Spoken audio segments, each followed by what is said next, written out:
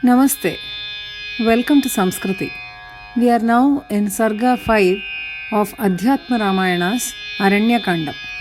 In those days, in the thick forest that surrounded Janasthana, there was a demoness of enormous strength who had the capacity to assume any form she wished. Once, near the banks of Gomati river, she noticed the footprints of Rama on the ground, having the marks of lotus, vajra and ankusha. She was enchanted by them, and overcome by lust and passion, she followed the track of these footprints and arrived at the hermitage of Rama. Reaching there, she saw Ramanatha, who was as beauteous as Kamadeva, sitting alongside Sita. Being overcome by passion, she asked Rama to reveal his identity and the reason for his stay in the forest. She introduced herself as Shurpanaka, the demoness who could assume any form that she liked. She said that she was the sister of great Ravana, the king of the Rakshasas, and she was staying in that forest with her brother Khara.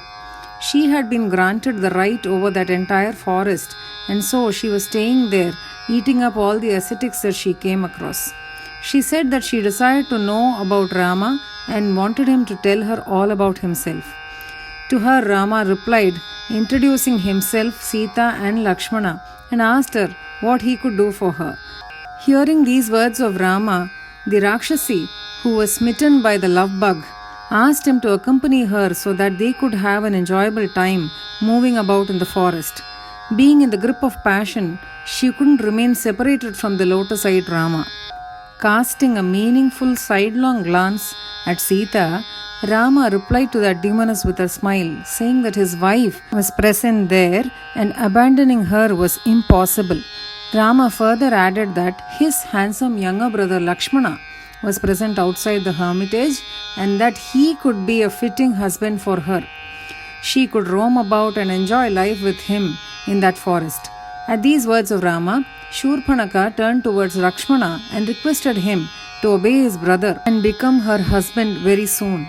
Lakshmana replied, saying that he is but a humble servant of the wise Rama, and by making him her husband, Shurpanaka too shall become the maid servant of Rama. What could be more pitiable than that? So, Lakshmana told that Shurpanaka should go back to Rama for her own good, for Rama is the Lord of all. On hearing this, the wicked demoness became peeved and came back to Raghava and told him menacingly that fickle-minded as he is making her run here and there. If Sita was the hurdle, then she would eat her up instantly in his very presence. Saying these words, she rushed towards Sita, assuming a ferocious form. Thereupon, on the orders of Rama, Lakshmana swiftly caught her and using a sword, chopped off her nose and ears. As blood flowed all over her body, the demoness gave out a fierce howl. Shrieking and uttering abusive words, she went and fell down in front of her brother, Rakshasa Khara. Seeing her, Khara asked her in an astonished and shrill voice as to how this had happened and who had dared to do this to her and vowed to kill him, even if he was as strong as Kala himself.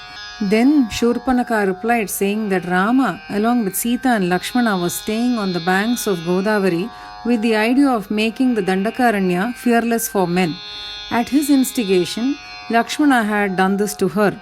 She incited her brother Khara, saying that if he were brave and had honor and dignity of his clan, then he should go and kill those two enemies, while she shall drink their blood and he could eat their bodies. If he did not do this, she said she would just die of shame. These words of Shurpanaka drove Khara into a fit of anger, and he proceeded from there in haste. He sent a ferocious and terrible army of 14,000 Rakshasas to kill Rama. Khara, Dushana and Trishiras armed themselves with different weapons and reached the spot where Rama was. Hearing the tumultuous uproar caused by their arrival, Rama told Lakshmana that the terrific sound could indicate that the Rakshasas were on the move and it was certain that there would be a fierce battle.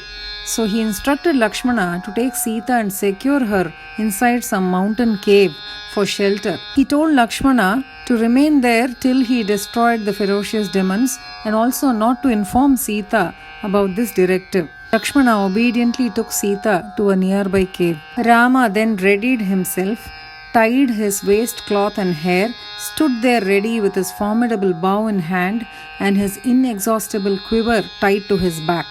The Rakshasas reached the spot soon and began to shower on Rama various weapons and armaments, stones and boulders and trees. Rama, in reply, sliced and battered those weapons into shreds. With thousands of arrows, he killed all the Rakshasas, including the three leaders, Khara, Dushana, and Trisharas, within a short period of half a prahar, that is about 1.5 hours. Then Lakshmana brought Sita out of the cave to Rama's presence. They were astonished on seeing the number of Rakshasas killed. Sita embraced her husband with a face shining like a full-blown lotus and moved her hands affectionately on the wounds inflicted on his body with divine healing powers. Seeing all those leading Rakshasas dead, Shurpanaka, the sister of Ravana, rushed to Lanka and fell on the ground at his feet, weeping and wailing. Seeing his sister in such a frightened and distressed condition, Ravana inquired who was it that had mutilated her. Even if it were Indra, Yama, Varuna, or Kubera, he would reduce them to ashes. The demoness then replied, admonishing and rebuking Ravana that he was very indulgent, haughty, and a foolish blockhead who was given to drinking and womanizing. How could he call himself a king when he did not have an efficient system for gathering information? She informed him that Khara, Dushana, and Trisharas had all been killed in a battle and an army of 14,000 Rakshasas destroyed by Rama, the sworn enemy of the Rakshasas. The whole of Janasthana had now been made a safe abode for ascetics, and Ravana was still unaware of it all, thus justifying her calling him a fool. Ravana retorted, demanding to know about Rama and why and how he had killed the Rakshasas. He wanted to know everything in detail so as to chop off the root cause of it all. Shurpanaka then poignantly said that recently, when she had happened to go to Janasthana, she had come across Rama in Panchavati, who was handsome and lotus-eyed, attired in mattress hair and clothes of tree bark, equipped with bow and arrows, who was a treasure of beauty. His younger brother Lakshmana was as handsome, charming, and attractive as Rama. By Rama's side, there was also his wife, an unparalleled beauty, the like of whom cannot be found even among Devas, Gandharvas, and the like. She looked very much like goddess Lakshmi. The entire forest was illuminated by her beauty, radiance, and glow. Addressing Ravana, Shurpanaka added that she had tried to get that Sita over there to be Ravana's wife, but Lakshmana, at the order of Rama, had cut off her nose and ears. Then she had gone away to Khara, who went with his army and commanders Dushana and Trisharas to punish Rama. But the whole of that fierce and courageous army had been destroyed by Rama in a flash. It seemed that Rama could reduce the entire world into ashes in a second. That was his valor. But if his woman, Sita, were to become Ravana's wife, then his life would be deemed to be rewarded and fortunate. Hence Ravana, the king of kings, was to make an effort to somehow secure the lotus-eyed Sita, the most noted beauty in the whole world, as his wife. But Ravana wouldn't be able to do so directly facing Rama, as he was no match to Rama's strength. And so, Shurpanaka suggested that Ravana would have to adopt some deceit and hoodwink Rama to divert his attention in order to get Sita. Hearing this representation of his sister, Ravana consoled her and reassured her with sweet words and gifts, and then entered his residential quarters. But he could not get sleep that night, as he was very perturbed. During the night, he pondered over the matter and debated to himself, as it was very surprising and strange that an ordinary human born in Raghu's clan, Rama, could slay his brother Khara, who was endowed with valor and strength, along with his ace army. It appeared that he might be that supreme being who had assumed a human form in the line of Raghus and had come to destroy him, as implored by Brahma in some previous time. Ravana thought that if he were to get killed by the Supreme Self, then he shall reign in the supreme realm of Vaikunta. If not, he shall be enjoying this kingdom of Rakshasas for a long time. Either way, he would gain. So he decided to go and have a face-off with Rama.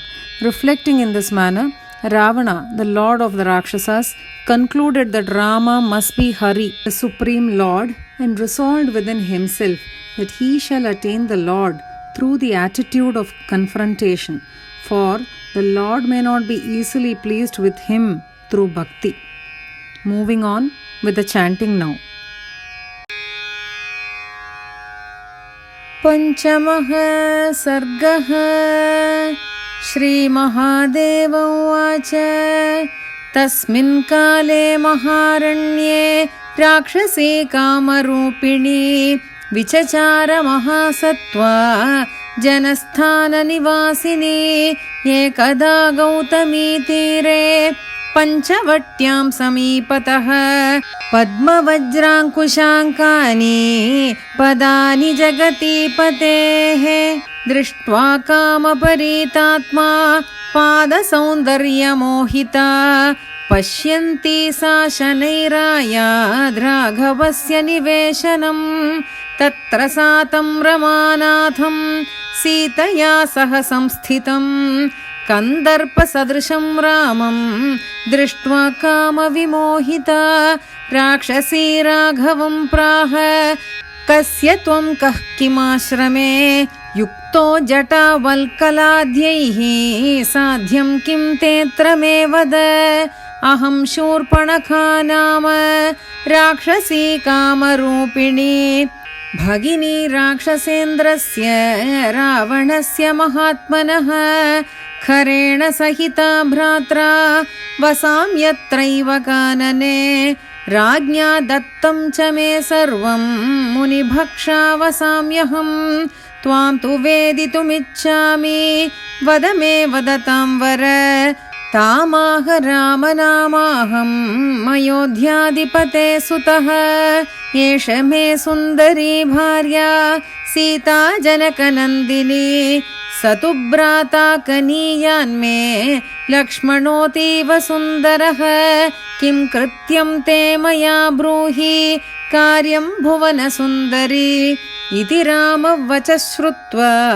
कामार्ता सा ब्रवीदिदं ये हि राम मया सार्धं रमस्व गिरिकानने कामार्ताहं न शक्नोमि त्यक्तुं त्वां कमलेक्षणं रामः सीतां कटाक्षेण पश्यन् सस्मितमब्रवीत् भार्या ममैषा कल्याणी विद्यते ह्यनपायिनी त्वं तु सापत्न्यदुःखेन कथं स्थास्यसि सुन्दरी बहिरास्ते मम भ्राता लक्ष्मणोऽतीव सुन्दरः तवानुरूपो भविता पतिस्तेनैव सञ्चर इत्युक्ता लक्ष्मणं प्राह पतिर्मे भव सुन्दर भ्रातुराज्ञां पुरस्कृत्य सङ्गच्छावोद्यमाचिरम् इत्याह राक्षसी घोरा लक्ष्मणं काममोहिता तामाह लक्ष्मणः साध्वी दासोऽहं तस्य धीमतः दासी भविष्यसि त्वं तु ततो दुःखतरं नु किम् तमेव गच्छ भद्रन्ते स तु राजाखिलेश्वरः तच्छ्रुत्वा पुनरप्यागाद् राघवं दुष्टमानसा क्रोधाद्राम किमर्थं मां भ्रामयस्य नवस्थितः इदानीमेव तां सीतां भक्षयामि तवाग्रतः इत्युक्त्वा विकटाकारा जानकीमनुधावति ततो रामाज्ञया खड्गं मादाय परिगृह्यतां छिच्छेदनासां कर्णौ च लक्ष्मणो लघुविक्रमः ततो घोरध्वनिं कृत्वा रुधिराक्तवपुर्धृतं क्रन्दमानापपाताग्रे खरस्य परुषाक्षरा किमेतदिति तामाह खरः करतराक्षरः केनैवं कारितासि त्वं मृत्योर्वक्त्रानुवर्तिना वद मे तं वधिष्यामि कालकल्पमपि क्षणात् तमाह राक्षसी रामः सीता लक्ष्मणसंयुतः दण्डकं निर्भयं कुर्वन्नास्ते गोदावरीतटे मामेवं कृतवांस्तस्य भ्राता तेनैव चोदितः यदि त्वं कुलजातोऽसि वीरोऽसि जहितौ रिपु तयोस्तु रुधिरं पास्ये भक्षयितौ सुदुर्मदौ नो चेत् प्राणान् परित्यज्य यास्यामि यमसादनं तच्छ्रुत्वा त्वरितं प्रागात् खरक्रोधेन मूर्छितः 14 सहस्राणि रक्षसां भीमकर्मणा चोदयामास रामस्य समीपं वधकाङ्क्षया खरश्च त्रिशिराश्चैव दूषणश्चैव राक्षसः सर्वे रामं ययुः शीघ्रं नानाप्रहरणोद्यताः श्रुत्वा कोलाहलं तेषां रामः सौमित्रिमब्रवीत् श्रूयते विपुलः शब्दो नूनमायान्ति राक्षसाः भविष्यति महद्युद्धं नूनमध्यमया सह सीतां नीत्वा गुहां गत्वा तत्र तिष्ठ महाबल हन्तुमिच्छाम्यहं सर्वान् राक्षसान् घोररूपिणः अत्र किञ्चिन्न वक्तव्यं शापितोऽसि ममोपरि तथेति सीतामादाय लक्ष्मणो गह्वरं ययौ रामः परिकरं बद्ध्वा धनुरादाय निष्ठुरं तूणीरावक्षय शरौ बद्ध्वा यत्तो भवत्प्रभुः तत आगत्य रक्षांसि रामस्योपरि चिक्षिपुः आयुधानि विचित्राणि पाषाणान् पादपानपि तानि चिच्छेद रामोऽपि लीलयातिलशक्षणात् ततो बाणसहस्रेण हत्वा तान् सर्वराक्षसान् खरं त्रिशिरसं चैव दूषणं चैव राक्षसं जघान प्रहरार्धेन सर्वानेव रघूत्तमः लक्ष्मणोऽपि गुहामध्यात् सीतामादाय राघवे समर्प्य राक्षसान् दृष्ट्वा हतान् विस्मयमाययौ सीतारामं समालिङ्घ्य प्रसन्नमुखपङ्कजा शस्त्रव्रणानि चाङ्गेषु ममार्जजनकात्मजा सापि दुद्राव दृष्ट्वा तान् हतान् राक्षसपुङ्गवान् लङ्कां गत्वा सभामध्ये क्रोशन्ति पादसन्निधौ रावणस्य पपातोर्व्यां भगिनी तस्य रक्षसः दृष्ट्वा तां रावणः प्राह भगिनीं भयविह्वलाम् उत्तिष्ठोत्तिष्ठ वत्से त्वं विरूपकरणं तव कृतं शक्रेण वा भद्रे यमेन वरुणेन वा कुबेरेणाथवा ब्रूहि भस्मीकुर्यां क्षणेन तं राक्षसी तमुवाचेदं त्वं प्रमत्तो विमूढधीः पानासक्तस्त्रीविजितः षण्डः सर्वत्र लक्ष्यसे चारचक्षुर्विहीनस्त्वं कथं राजा भविष्यसि खरश्च निहतः सङ्ख्ये दूषणस्त्रिशिरस्तथा 14 सहस्राणि राक्षसानां महात्मनां निहतानि क्षणेनैव रामेणासुरशत्रुणा जनस्थानमशेषेण मुनीनां निर्भयं कृतं न जानासि विमूढस्त्वम् अथ एव मयोच्यते रावण उवाच को वा रामः किमर्थं वा कथं तेनासुराः हताः सम्यक् कथय मे तेषां मूलघातं करोम्यहं शूर्पणखोवाच जनस्थानादहं याता कदाचित् गौतमी तटे तत्र पञ्चवटी नाम पुरा मुनिजनाश्रया तत्राश्रमे मया दृष्टो रामो राजीवलोचनः धनुर्बाणधरः श्रीमान् जटावल्कलमण्डितः कनीयाननुजस्तस्य लक्ष्मणोऽपि तथाविधः तस्य भार्या विशालाक्षी रूपिणी श्रीरिवापरा देवगन्धर्वनागानां मनुष्याणां तथाविधा न दृष्टा न श्रुता राजन् द्योतयन्ती वनं शुभा